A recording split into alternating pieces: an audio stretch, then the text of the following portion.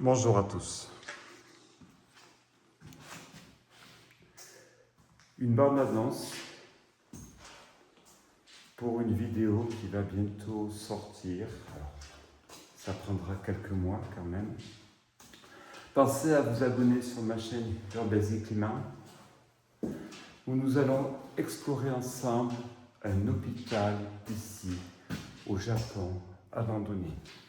Quand je dis un hôpital, il faut bien comprendre que c'est un hôpital dans son intégralité. Vous avez vu donc le bloc opératoire. Vous avez les salles de médicaments, les salles de réveil. Et nous allons voir également la chambre pour les autopsies ici.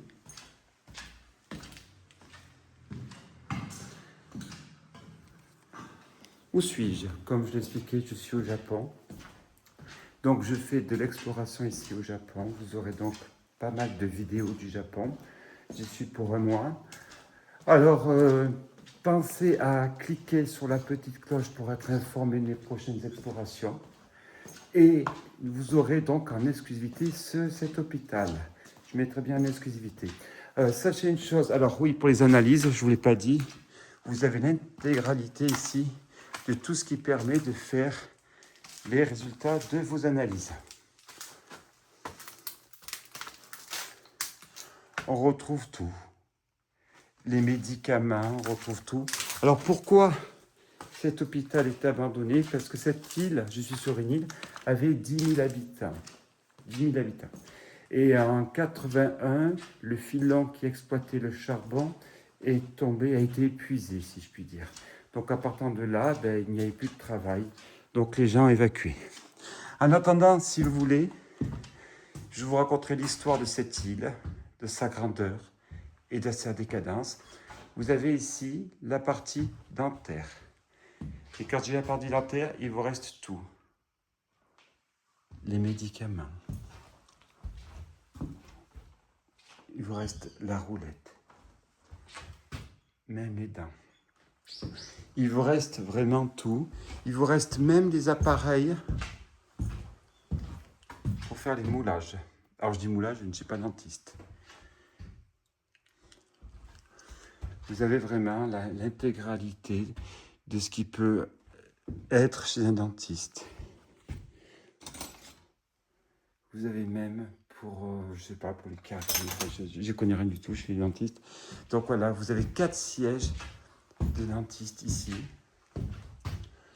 Alors, fidèle aux États-Unis, à la craie, j'ai écrit mon passage ici, comme font les Américains, mais je suis ici au Japon. Alors, si vous voulez, on pourra même faire une radio totale.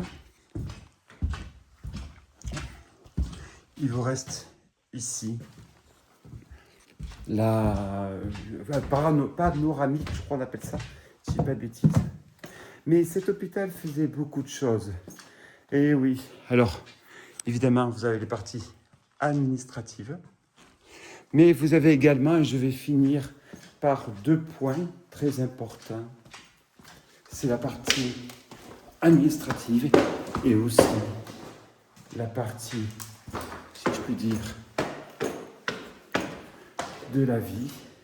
Commençons par la partie administrative. Vous avez ici l'intégralité des dossiers de tous les patients.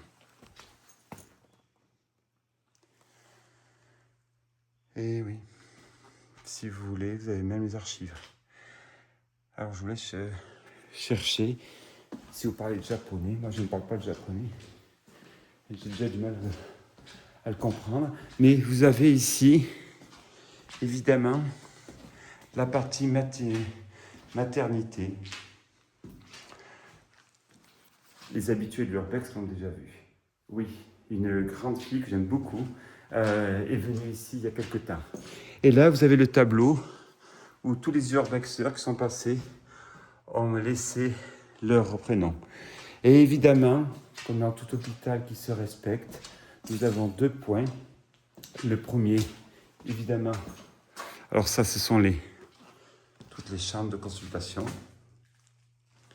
Mais vous avez également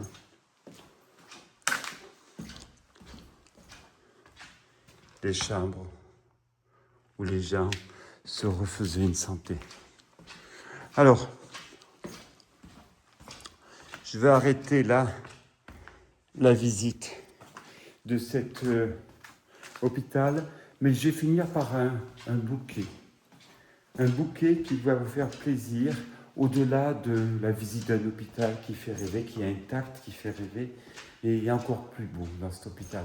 Eh bien moi, ce qui m'a marqué, ce n'est pas le bloc opératoire, c'est cette pièce qui m'a marqué. C'est ça l'urbex pour moi. Nous sommes, je dis bien, dans la quintessence de l'urbex. Une pièce intégralement prise par la végétation.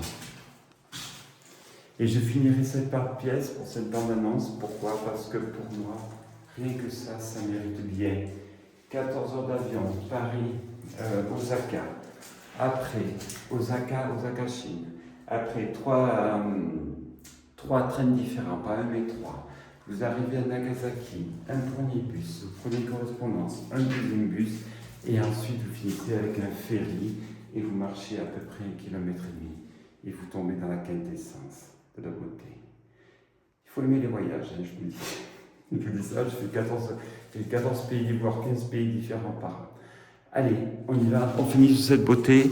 Donc pensez à cliquer sur la vidéo pour être informé de mes prochaines explorations. Et merci pour vos commentaires.